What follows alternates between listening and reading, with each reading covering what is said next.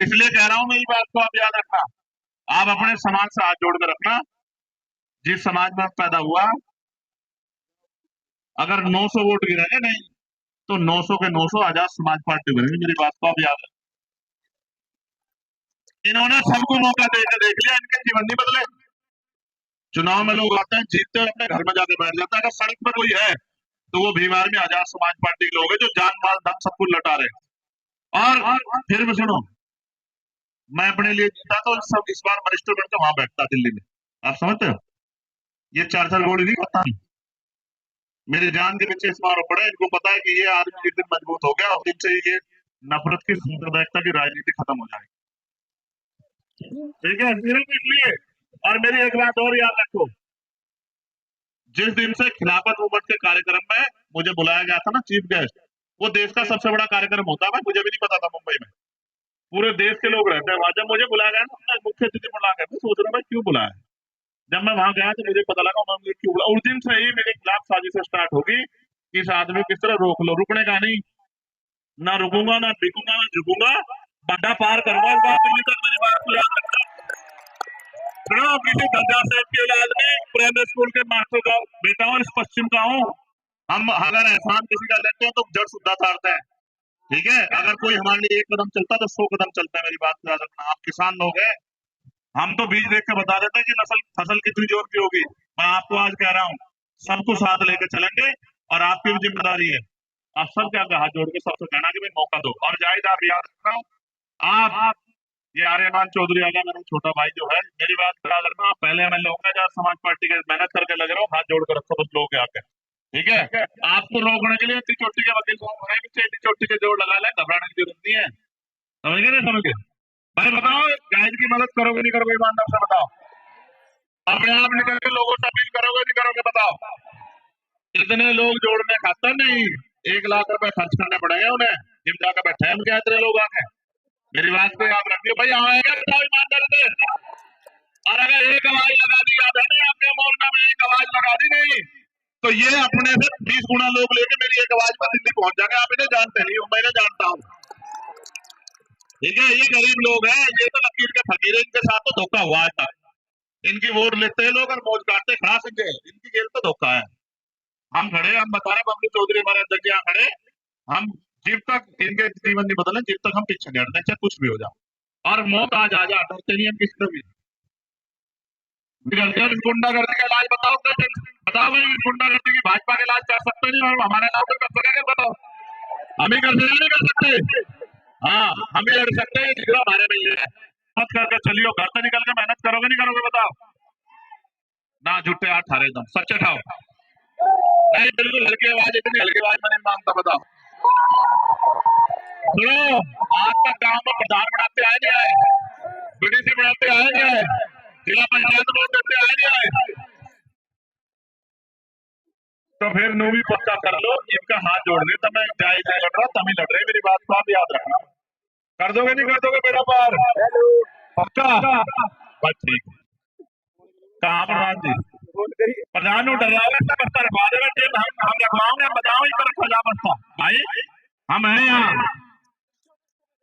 सुनो, ये नगीना के लोग खड़े, वो चौरा वाले सारे डरा दिए वहां के विधायक जी ने। मंत्री जी ने कहने लगे बस्ते रखवा देंगे। हमने कहा हम देखो कौन रखवागा बस्ते। ये भी चंद्रशेखर आजाद है, बस्ता जी रखा जाएगा जब मैं सांसद नहीं होने का। याद रखें मेरी बात को। ठीक है भाई, डरो मत। एक बार मौका मिला है, डरो मत। हिम्मत करके चलिए और गांव से निकल के मत आके अपने आप वोट मांगो। कर लोगे नहीं कर लोगे? अच्छा, एक और बात, वोटिंग परसेंटेज बताओ पूरा रहेगा नहीं रहेगा? ऐसा तो नहीं है भाई, जा रहा मैं तो घर पड़ जाऊं। टूट तो नहीं होने देंगे। बड़े बड़े नेता होंगे, लंबे लंबे कुर्ते वाले, कोई हेलीकॉप्टर वाला होगा, कोई जहाज वाला। पक्का रख लोगे नहीं रख लोगे लाज? चलो फिर ठीक है। बिल्कुल, मैं पहले भी इस गांव में आया। जब मैं 16 महीने की जेल काट के आया था, तो मेरे मन में एक पीड़ थी कि जिन भाइयों ने अपनी अपने प्राण जो है समाज की रक्षा के लिए, अधिकारों की रक्षा के लिए दिए, उन भाइयों को नमन करने और उनके परिवारों को ये विश्वास दिलाने कि वो अकेले नहीं है। तो तब मैं भाई अमरीश जी के परिवार से मिलने यहाँ आया। उसके बाद आज तक का दिन है, लगातार हम लोग मेहनत कर रहे हैं। आज हम लोग चुनावी कार्यक्रम में हैं, लेकिन इस मिट्टी से मेरा रिश्ता चुनावी नहीं। मैं अपनी बात को शुरू करते हुए सभी धर्मों में जन्मे सभी संतों, गुरु और महान पुरुषों को नमन करता हूँ, और जिनकी वजह से हमें अवसर मिला, राष्ट्रपिता ज्योतिबा फूले, छत्रपति साहू जी महाराज, डॉक्टर बाबा साहब अम्बेडकर, संत राम बी प्रजापति, महामना राम सु वर्मा, बाबू जगदेव प्रसाद कुशवाहा, जननायक कपूरी ठाकुर, चौधरी चरण सिंह जी और कोतवाल धन सिंह गुर्जर जी को मैं आज, और मेरे गुरु मान्यवर काशीराम साहब को आज याद करता हूँ। मैं थोड़ा सा भावुक भी हूँ, क्योंकि जो हम कर सकते थे अभी तक इस परिवार के लिए या शहीदों के परिवार के लिए नहीं कर पाए। और आप भी जानते हैं कि हम प्रयास तो कर रहे हैं, लेकिन उस तरह की ताकत अभी नहीं बनी। मैं तो आप सबका धन्यवाद देता हूं कि आपने एक एक पैसा जोड़ के मुझे चुनाव लड़ाया, अपनी मेहनत का एक एक पैसा संगठन के जरिए नगीना में भेजा, और उस पैसे से हमने धन्ना सेठों का, बड़े बड़े पैसे वालों का मुकाबला करके आपके आशीर्वाद से उनको हराया। आप ये भी जानते हैं कि हम किसी के खिलाफ नहीं, हम तो उनके लिए लड़ाई लड़ रहे हैं जिनको आज भी इंसान नहीं माना जा रहा, जिनके साथ जुल्म हो रहा है, जो रोटी कपड़ा मकान के भी मोहताज है। और ये घर इस बात की गवाही दे रहे हैं। आप अपनी गर्दन उधर करके देखो, आपको पता लगेगा। जहां अमीरों के जानवर भी नहीं रहते, उस ऐसी जगहों पे गरीबों को अपना जीवन जो है यापन करना पड़ रहा है। एक माँ मिली थी अभी थोड़ी दूर पीछे, यहाँ से आज होगी, उसके पैरों में चप्पल नहीं थे, हाथ में फूल थे। जहां वो खड़ी हुई थी वहां खूब कीचड़ था। देख के तो बड़ी तकलीफ होती है कि क्या कर दूं, लेकिन अभी मेरे हाथ में वो ताकत नहीं। लेकिन मैं समझता हूँ जिस उम्मीद से हम लोग काम कर रहे हैं, जिस उम्मीद से हमारी पार्टी के लोग काम कर रहे हैं, मैं जिला कमेटी का, प्रदेश कमेटी का, दोनों संगठनों की और भाई रविंद्र भाटी जी का, सबका बहुत बहुत धन्यवाद करता हूँ, क्योंकि उन्होंने हमेशा मेरी बात पर पहरा देके मुझे ताकत देने का काम किया। आज हमारे बीच में ये जो कार्यक्रम है, ये कुछ दलों के लिए सिर्फ ये चुनावी कार्यक्रम है कि वोट डालने हैं, वो परिवर्तन करना है या उन्हीं हालातों में रहना है जिनमें रहना है, लेकिन हमारे लिए ये जंग है। हालात बदलने के लिए लड़ना पड़ेगा, बिना लड़े कुछ मिलता नहीं है। मांगने से भीख मिलती है, अधिकार छीनने पड़ते हैं। बाबा साहब अम्बेडकर अपने 4-4 बच्चों की कुर्बानी से हमें सबसे बड़ा हथियार दे गए, वो है हमारी वोट। ये वोट जब तक हमारे पास है, तब तक बड़े बड़े कुर्ते वाले, बड़े बड़े बैलों वाले, बड़े बड़े गाड़ियों वाले, बड़े बड़े धरना से चुनाव के बीच हमारी बस्ती में आके हमारे पैर पकड़ के और हमसे आशीर्वाद लेते रहेंगे। हमें दादी, हमारे घर की महिलाओं को दादी, चाची, ताई, पता नहीं क्या क्या, भाई, चाचा, ताऊ, दादा बोलते रहेंगे, लेकिन चुनाव के बाद 5 साल कोई हमारी बस्तियों में दिखाई नहीं देगा, गरीबों की बस्तियों में दिखाई नहीं देगा। क्योंकि सत्ता में बैठे लोग तो क्या कर रहे हैं, जो सबके साथ सबके विकास की बात करते हैं। उन्होंने 27,000 स्कूल बंद करने का अभी नोटिफिकेशन जारी किया कि हम 27,000 स्कूल बंद करेंगे। आप ईमानदारी से बताओ, सरकारी स्कूल में किसका बच्चा जाता? गरीब का, किसी अमीर का तो नहीं जाता। बाबा साहब ने क्या कहा, हमें हम बाबा साहब ने हमें पहला नारा ही क्या दिया, शिक्षित बनो। जब हमारा बच्चा पढ़ेगा ही नहीं तो 400 रुपए की मजदूरी करके क्या अपना घर बना पाएगा 10 साल में, 20 साल में? क्या एक 4 रुपए गाड़ी ले पाएगा? मैं बुनियादी बात कर रहा हूँ। वो ये चाहते हैं कि हम गुलाम बन के देश में जिए, और हम ये चाहते हैं कि हम गुलामी की बेड़ियां काट के इज्जत की जिंदगी अपने लोगों को दे, हर आदमी को दे, जो उनका अधिकार रहता है। हम सबके लिए लड़ते हैं, किसानों के लिए लड़ते हैं, महिला बहनों के लिए लड़ते हैं, पहलवानों के लिए लड़ते हैं, नौजवानों के लिए लड़ते हैं, हर आदमी के लिए लड़ते हैं जिस पर जुल्म होता है। और तब तक लड़ते रहेंगे जब तक हमारे शरीर में लहू का आखिरी कतरा, क्योंकि हमारे गुरु और संत महापुरुषों ने हमें सिखाया, और हम अपनी ड्यूटी को कर रहे हैं। आज मेरे संज्ञान में एक बात आई थी, भाई अमरीश जी की प्रतिमा लगी है, प्रतिमा कहीं लगे तो उसका सम्मान होना चाहिए, उस पर एक छतरी लगनी है। मैं ये मेरी हैसियत इतनी नहीं है, लेकिन मेरी तनख्वाह है, मैं अपनी तनख्वाह से छतरी को लगाऊंगा, इस बात का मैं आप लोगों से वादा करता हूं। अपनी तनख्वाह से, किसी का नहीं, कोई आज कोई जिंदाबाद नहीं, ये मेरा काम। मैं तो जो करना चाहता हूँ शहीदों के लिए जिन्होंने संघर्ष किया, वो मैं करके दिखाऊंगा। आज मेरी हैसियत नहीं है, लेकिन जैसे जैसे आप लोग मुझे ताकत दोगे इस लड़ाई को लड़ने की, फिर मैं आपको दिखाऊंगा कि मैं क्या कर सकता हूँ। अभी मदरसों को बंद करने की बात हो रही है, ये भी स्कूल है, ये भी, इनको भी स्कूल से अलग मत समझो, ये भी स्कूल है। अब सुप्रीम कोर्ट ने कल उसका ऑर्डर दिया कि भाई ये गलत कर रहे हो आप, ये मत करो। इन सरकारों का बस चले तो ये हमसे रोटी खाने की वो छीन ले। अब ये जो है बस बस स्टैंड जो इनको प्राइवेट कर रहे हैं, उनको निजी हाथों में दे रहे, क्या होगा?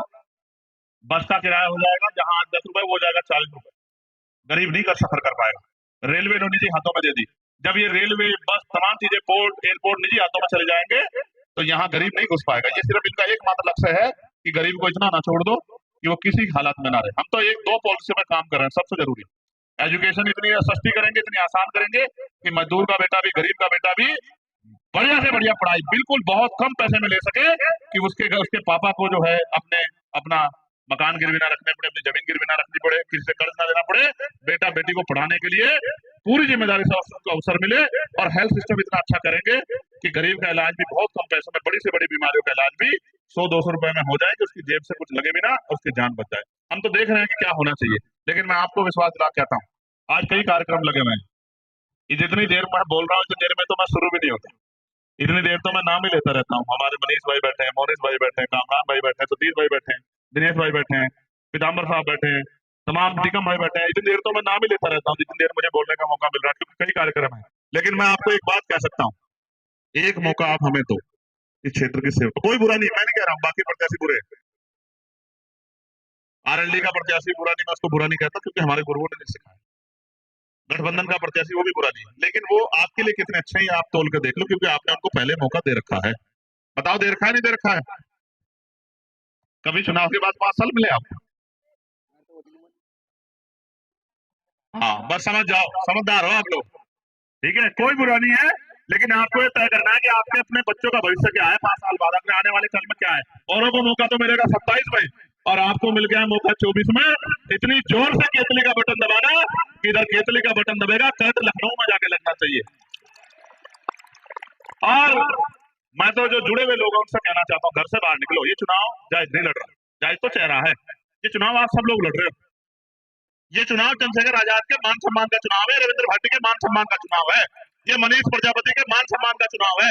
ये बताने का चुनाव है कि सिर्फ अमीर राज नहीं करेंगे, गरीब भी मेहनत करके आगे बढ़ सकते हैं और गरीब भी अपने लोगों की लड़ाई लड़ सकते हैं। ये बताने का समय है, क्योंकि बाबा साहब अम्बेडकर ने हमें मुख्य धारा में लाने के लिए वोट का अधिकार हमें दिया था। इसलिए बस मैं आपसे ये कह रहा हूँ, घर से निकलो, अगर सच में मुझसे प्यार करते हो, सच में आपके दिल में मेरे लिए रिस्पेक्ट है और आप अपना जीवन बदलना चाहते हो, मैं लिख के देता हूँ, एक मौका देकर दिखाइए तो शुरुआत है।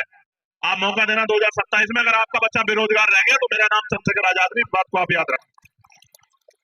आज आपके पढ़े लिखे बच्चे पढ़ लिख के बेरोजगार घूम रहे हैं, माए जो है ना घर पे ही, और मैं तो जानता हूँ भट्टों पे काम करते, कोलू में काम करते, खेतों में काम करते अपना पेट पालने के लिए, पशु पालती है, खेत से घास आती, जमीन नहीं है, दूसरे खेतों से घास लाके दूध बेच के अपना घर चलाती है। एक मौका दो, आप देखना घर तक लाके रोजगार दो, कुटीर उद्योग लगा के पूरी जिंदगी ये कहते रहोगे कि हमारे हमारे बेटे ने हमारी जिंदगी बदल के रख दी, हमें गरीबी के दलदल से निकाल दिया। अवसर की बात है ना, जो पैसा पूंजीपतियों पे खर्च हो रहा, बताओ बिजली का बिल क्या है?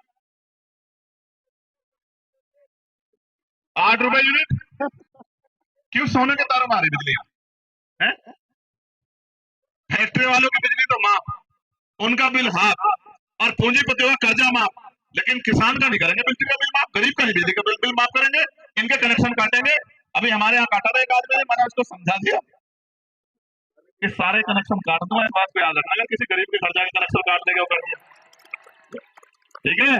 अब पता करवा लेना, मैं तो सज्जन आदमी हूँ, ये संदीप भाई और लोग जानते हैं सब लोग, कभी भारत समाचार में काम करते, मैं तो सज्जन आदमी हूँ, मैं तो ड्यूटी कर रहा हूँ। ये खतौली में मेरे साथ थे, खतौली में मेरी बात को नहीं मानते थे, तो कह रहे थे भाई ये तो फलानी पार्टी ढिमकी पार्टी। मैं आज कह रहा हूँ ये तो 13 तारीख इसलिए हटी है कि आप चुनाव जीत रहे, ठीक है, ये इसमें कोई दो राय नहीं है, आप जीत रहे थे चुनाव से, 13 तारीख हटी। अब क्या किया जाएगा सुन लो, एक आपसे दरखास्त है, इतनी मेरी बात मान लेना, अगले 6, 7, 10, 8 दिन में वो माहौल खराब करने की कोशिश करेंगे, चुनाव को हिंदू मुसलमान बनाने की कोशिश करेंगे, चुनाव में झगड़ा कराने, समझदार रहना, उनके लिए तो ये सिर्फ चुनाव है और मेरे लिए आपकी जिंदगी मौत का सवाल है, ठीक है ना, ये मेरी बात को आप याद रखना बहुत समझदारी से। अब उन्हें घर को चेक करा दो, बताओ कितना पलस्तर करे, मुंह उठा के देखो, क्यों नहीं हो रहा भाई? ये इंसान नहीं है? जिंदगी बीत गई है मेहनत करते करते, 200-200 रुपए बचाते हुए, तब जाके ये मकान बना के खड़े किए मेरे लोगों ने, मैं जानता हूँ बहुत मेहनत लगती है, और मुख्यमंत्री के बुलडोजर टूटने में टाइम नहीं लगता, एकदम टूट जाते, देंगे सबका जवाब, 2027 में सबको जवाब देंगे, आप चिंता मत करो। बुलडोजर को भी जवाब देंगे, बुलडोजर वालों को भी जवाब देंगे, हर व्यक्ति को जवाब देंगे जिसने लोगों को परेशान करने का काम है। और वर्तमान प्रधान दिलशाद जी यहाँ है,